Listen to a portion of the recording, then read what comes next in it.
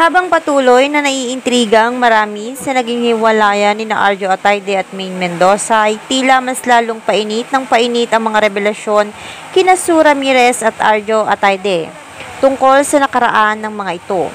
Matapos na naging pag-amin ni Sue Ramirez na umano'y may anak na sila ni Arjo Atayde ay mas ikinagulat naman ng lahat ang umano'y muli nitong pagbubuntis sa pangalawang pagkakataon kay Arjo Atayde. Ayon sa kanyang mga revelasyon ay si Arjo Atayde muli ang ama ng kanyang ipinagbubuntis ngayon. Ayon pa nga sa aming nakalap na impormasyon ay tuluyan na raw na nakipaghiwalay si Maine Mendoza sa asawa nitong si Arjo Atayde. Bali-balita rin na umano'y naghain na ito ng annulment para sa kasal nila ni Arjo Atayde. Ayon pa sa mga komento ay baka raw mas mapabilis pa ang pag-aproba ng annulment ng kasal nila dahil na rin sa lakas ng ebidensya na hawak ni Maine Mendoza laban sa pagtataksil ni Arjo Atayde sa kanya. Dahil na rin sa mga revelasyong ito ni Sue Ramirez ay mas lalong pinagkaguluhan at pinagpiestahan sa social media ang kanilang mga pangalan.